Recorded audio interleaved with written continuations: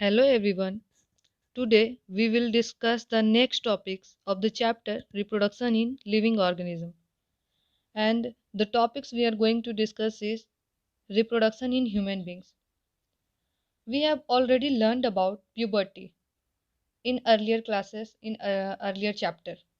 For example, growing of thick hairs in new parts of the body such as armpits and the genital area between the thighs, which can also become darker in color. Thinner hair also appear on legs and arms as well as on the face, and skin become oily and begin to develop pimples.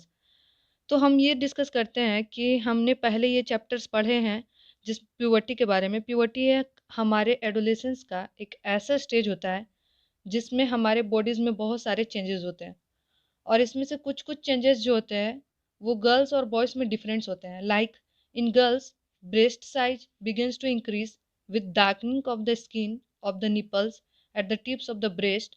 Also, girls begin to menstruate. And in boys, new thick hair growth on the face, face पे thick hairs का growth होता है। Their voices begin to crack further, the penis occasionally begins to become enlarged and erect either in daydreams or at night. और ये जो changes होते हैं वो एक ही साथ नहीं होते हैं सारे ऑर्गेनिजम्स में, सारे मेल्स या फिर सारे जो फीमेल्स उनमें एक ही साथ नहीं होते, वो अलग अलग स्टेज पे होते हैं। This changes lead to the sexual maturation of the body. और ये जो चेंजेस होते हैं वो बॉडी के सेक्सुअल मैच्योरेशन के लिए होते हैं।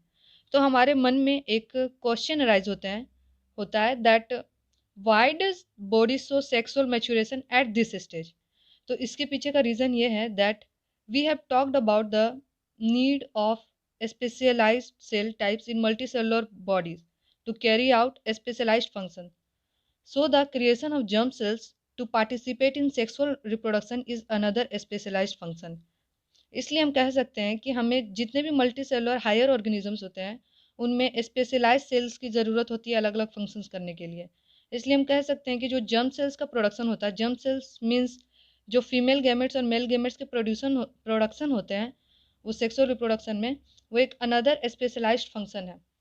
अब हम डिस्कस करेंगे कि सेक्सुअल रिप्रोडक्शन का क्या लिंक है विद द चेंजेस जो हमारे बॉडीज़ में होते हैं।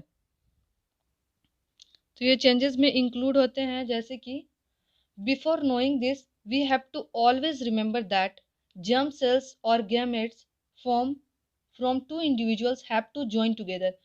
ये इसलिए होते हैं, इसके बीच का लिंक समझने से पहले हमें ये जानना होगा कि जितने भी जर्म सेल्स या फिर गैमेट्स जो प्रोड्यूस होते हैं दो इंडिविजुअल्स के सेक्सुअल रिप्रोडक्शन में, हमेशा वो जो दो इंडिविजुअल से जो गैमेट्स प्रोड्यूस होते हैं, जर्म सेल्स भी जिसे हम लोग बोलते हैं, उसे हमेशा जॉइन होता रहता है।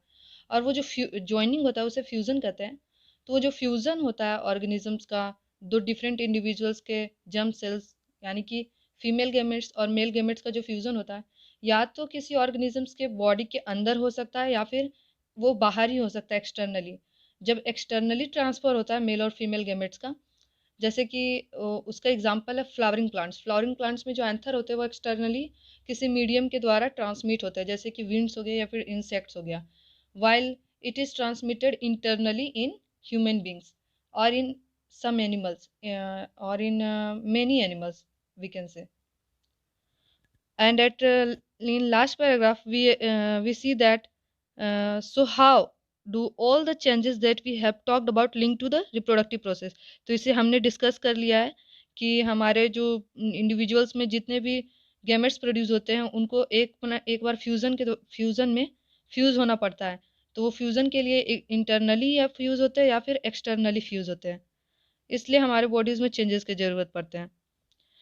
So we can say that the actual transfer of germ cells between two people needs special organs.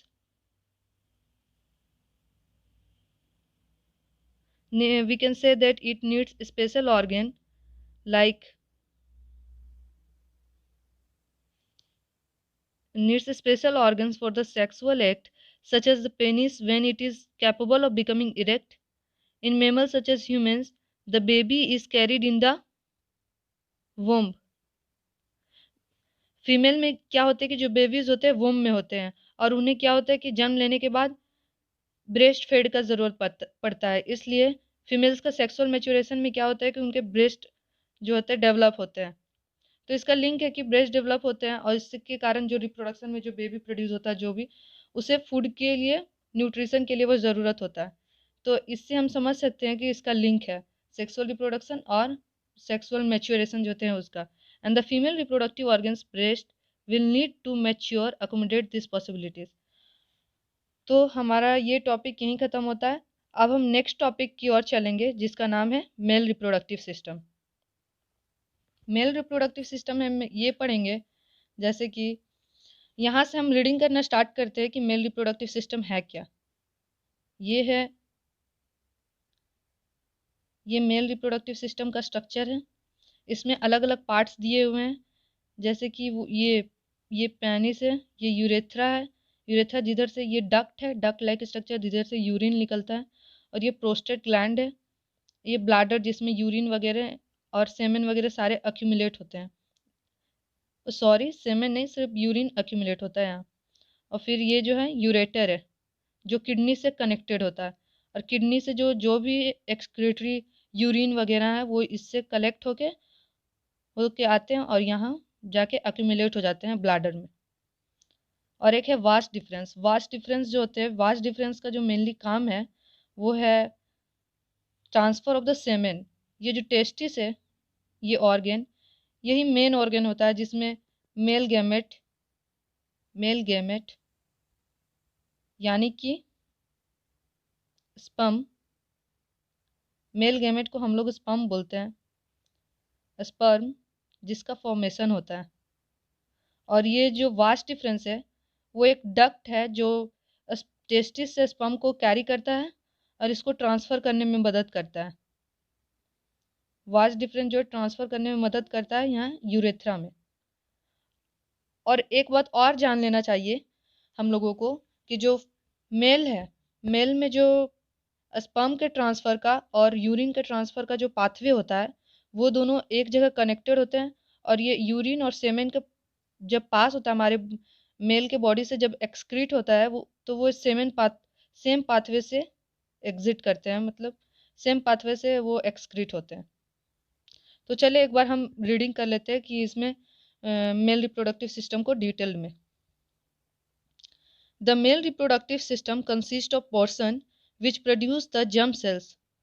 जो पहले हमने डिस्कस किया कि एक पोर्शन होता है जो जर्म सेल्स को क्रिएट करता है, and the other portion that deliver the germ cells to the site of fertilisation. जहाँ फ्यूजन होना है उस साइट पे वो डिलीवर करते हैं कुछ पार्ट।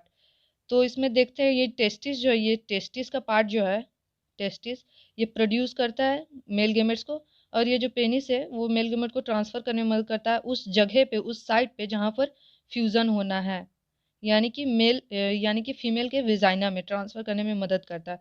वो हम आगे पढ़ेंगे फीमेल रिप्रोडक्टिव सिस्टम में, वेजाइना वगैरह। The formation of germ cells और sperm takes place in the testis. Germ cells का जो फॉर्मेशन होता है वो टेस्टिस में होता है। जर्म सेल का फॉर्मेशन टेस्टिस में होता है। These are located outside the abdominal cavity in scrotum because the sperm formation requires a lower temperature than the normal body temperature। और ये जो स्पर्म होते हैं वो टेस्टिस में प्रोड्यूस होते हैं, और ये जो टेस्टिस होता है हमेशा एब्डोमिनल कैविटी के बाहर लोकेटेड होता है, क्योंकि जो टेस्टिस को जो फॉर्मेशन के लिए टेम्परेचर चाहिए वो हमेशा बॉडी टेम्परेचर जितना होता है ह्यूमन बॉडी का, मेल बॉडी का, उससे कम टेम्परेचर चाहिए होता है। फॉर एग्जांपल अगर बॉडी टेम्परेचर मेल का 37 डिग्री सेल्सियस है तो जो टेस्टिस का टेम्परेचर होगा वो 34 टू 35 डिग्री सेल्सियस होगा। 2 to 3 degree Celsius come temperature होते हैं, because sperm formation require a lower temperature. We have discussed the role of the testis in the secretion of the hormone testosterone in the previous chapter. In addition to regulating the formation of sperms, testosterone brings about changes in appearance seen in boys at the time of puberty. हम लोगों ने पहले पढ़ा है कि जो testis है वो एक हार्मोन रिलीज का एक ग्लैंड के जैसे भी काम करता है, जो एक हार्मोन रिलीज करता है जिसे हम लोग क्या बोलते हैं, टेस्टोस्टेरोन।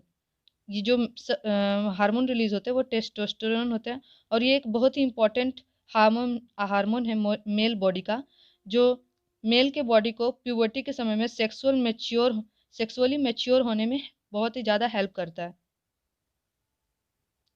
और नेक्स्ट पैराग्राफ में हम पढ़ेंगे कि the sperm formed are delivered through the vas deferens which unites with a tube coming from the urinary bladder.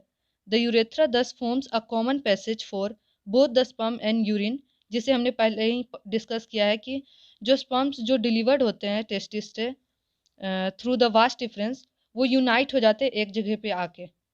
जैसे कि हम बोल सकते हैं कि यहाँ आके यूनाइट हो गया, यहाँ से ये रिलीज हुआ और यूरिनरी ब्लैडर से यूरिन रिलीज होता है और यहाँ आके एक दूसरे से यूनाइट हो जाते हैं और फिर ये कॉमन डक्ट से फ्लो करते हैं और एग्जिट होते हैं बॉडी से। एक कॉमन डक्ट होता है इसका। Like along the path of the vast difference, glands like the prostate and seminal vesicles and their secretions, so that the sperms are now in a fluid which makes their transport easier, and this fluid also provides nutrients.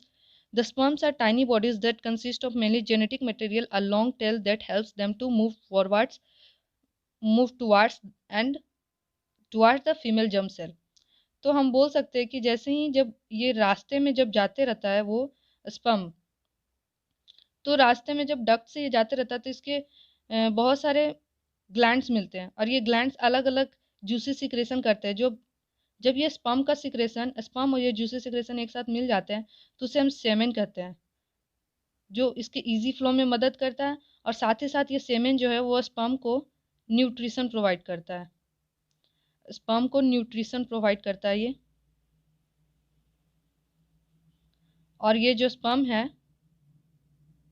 Nutrition provide करता है और ये जो sperm है easily move करता है towards the female germ cell.